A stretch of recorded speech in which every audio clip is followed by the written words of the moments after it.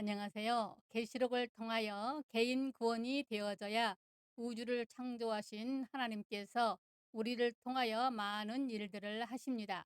이 시간은 계시록 18장 17절로 19절 말씀 보시겠습니다. 이러한 부가 한 시간에 망하였도다. 모든 선장과 각처를 다니는 선객들과 선원들과 바다에서 일하는 자들이 멀리 서서 그가 불타는 연기를 보고 외쳐 이르되 이 큰 성과 같은 성이 어디 있느냐 하며 티끌을 자기 머리에 뿌리고 울며 애통하여 외쳐 이르되 화 있도다 화 있도다. 이 큰 성이여, 바다에서 배부리는 모든 자들이 너희 보배로운 상품으로 치부하였더니 한 시간에 망하였도다. 아멘. 이 시간에는 성령이 임하시면 놀라운 일이 일어납니다 라는 제목으로 말씀을 드리고자 합니다. 4명의 친구들이 있었습니다. 그들은 함께 성경을 공부하다가 야고보서를 읽던 중에 그들은 이러므로 너희 죄를 서로 고하며 병낫기를 위하여 기도하라, 야고보서 5장 16절은 말씀에 감동을 받았습니다. 그래서 서로 자신의 죄를 솔직하게 고백하기로 했습니다. 먼저 한 사람이 말했습니다. 그러나 그런 악의 나팔수라도 성령을 받아 진실로 회개한다면 우주의 에너지를 통하여 변화와 소망의 기적이 있을 것입니다. 그러나 오늘 본문의 말씀은 바벨론의 상인들이 바벨론의 멸망을 보고 함께 화를 당할까 두려워하며 애통하고 있는데, 이것은 예수 십자가 공로로 자신과 세상의 멸망을 보여주는 말씀입니다. 그리고 18절에 불타는 연기는 구약에서 성령 강림에 대한 예언을 연상시킵니다. 요엘서 2장 29절로 32절에 그때에 내가 또 내 영을 남종과 여종에게 부어줄 것이며 내가 이적을 하늘과 땅에 베풀리니 곧 피와 불과 연기 기둥이라.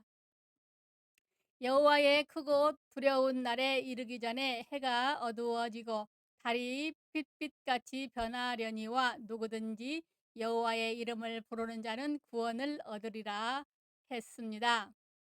성령이 임하면 세상 죄 다 사라진다는 말씀입니다. 이처럼 성령이 임하시면 첫째, 전인격의 변화가 옵니다. 17절 말씀, 모든 선장과 각처를 다니는 선객들과 선원들과 바다에서 일하는 자들이, 여기 바다가 세상이라면 바다와 배에서 일하는 모든 사람은 우리 인격 전체를 가리킵니다.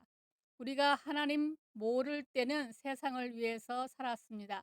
그러나 성령이 임하시면 전 인격이 변화가 옵니다. 요즘 신학계에는 때 아닌 중생과 성화에 대한 토론이 치열합니다. 여기에는 전통적인 주장으로 중생과 성화를 구원의 서정 중 한 과정으로 분리해서 보는 주장이 있고, 어떤 이는 중생과 성화는 동시적인 것으로 분리할 수 있다고 봅니다. 즉 우리 체험으로 보더라도 예수 믿어 중생했다고 즉시 성화되는 건 아니지 않느냐. 점진적으로 성화에 나가는 것이라고 하는 이론과 중생과 성화는 분리할 수 없기 때문에 신자라는 타락한다면 그는 언제든지 구원에서 떨어질 수 있다라는 두 주장입니다. 어떤 쪽이 더 성경적일까요? 여기서 후자의 주장은 매우 불안한 주장입니다. 마치 어른만이 사람이고 어린 아이는 사람이 아니라는 주장과 같은 것으로, 그렇다면 구원받은 사람들은 거의 없다고 보아야 합니다. 지상에서 성화에 이르거나 그 근처에 간 사람이 그리 많지 않을 것이기 때문입니다. 그런데 중생과 성화를 분리해서 보는 주장이 옳고 우리 체험으로 봐도 옳지만 간혹 그런 순서를 뛰어넘는 경우도 있습니다. 성령의 강력한 임재가 함께 하시면 거의 모든 순서들이 동시에 다가올 수 있기 때문입니다. 바울이 그랬고 초대교회가 그랬습니다. 정밀히 따지면 약간의 시간적 순서가 있을 수 있겠지만 성령의 임재가 강력하면 차이를 느끼지 못할 만큼 거의 동시적이기 때문입니다.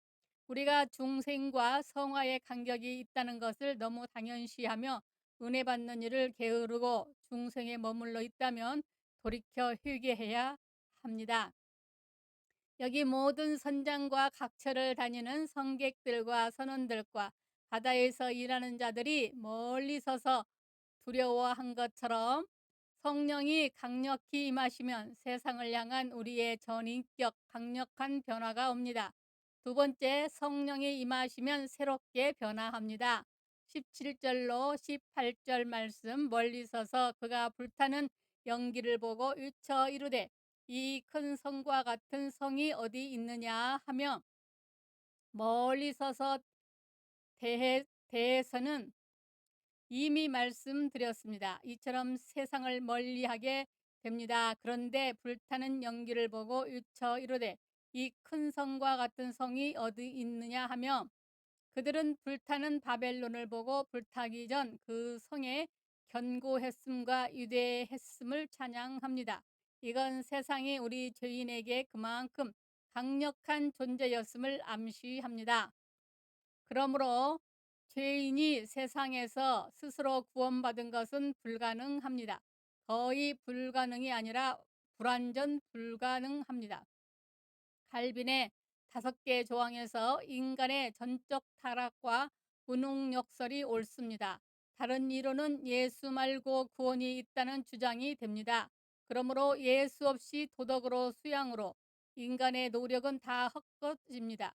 그래서 마가복음 10장 23절로 27절에 예수께서 둘러보시고 제자들에게 이르시되 재물이 있는 자는 하나님의 나라에 들어가기가 심히 어렵도다 하시니 제자들이 그 말씀에 놀라는지라.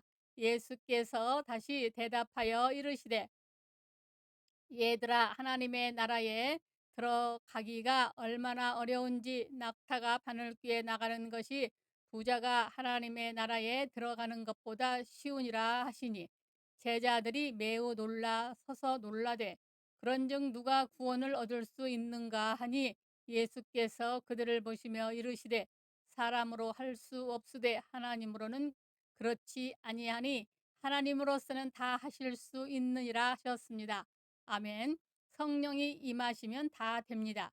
오히려 핍박하던 사람들이 더 잘 믿습니다. 그러므로 부정적 시각을 버리고 그들이 구원받기 위해 기도를 해야 합니다.